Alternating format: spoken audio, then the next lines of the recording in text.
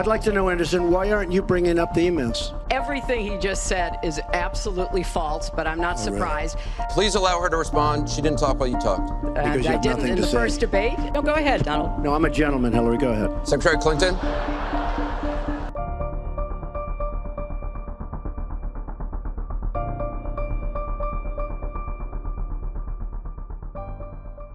The president of this country needs to understand the spectrum of emotions that a variety of American people face. We need someone who's well-versed in both policy and social issues. I think a commander-in-chief needs to have grace under pressure. Empathy is important if you're going to be the commander-in-chief of the United States. We have tons of issues.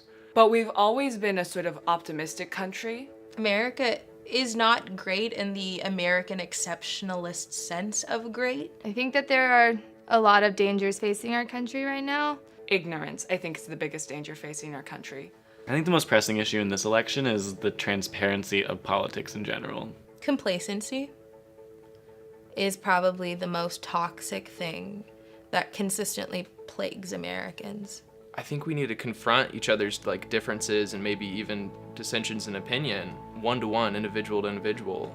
Kids are very aware. I think we don't give enough credit to children. They're very aware of what is happening. I think one of the largest fears the youth has to fear is the increasing distance between those who have and those who don't have. They might not be able to spell or define Islamophobia at 4, but they know what it feels like to not feel welcome. They know what it feels like to see their mother close off, get quiet as they walk into an airport. They know in intimate detail what gentrification feels like when they get pushed out of their home. And they watch the videos with their parents every time someone gets shot. I think everyone's vote matters because it's important for people to take ownership that they're citizens of this country. My vote matters because less than 100 years ago, my female relatives were not allowed to vote.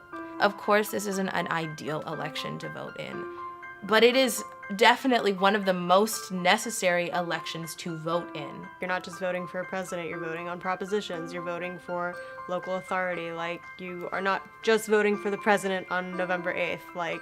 People need to remember that. Go vote on November 8th. Go vote. You should go out and vote on November 8th.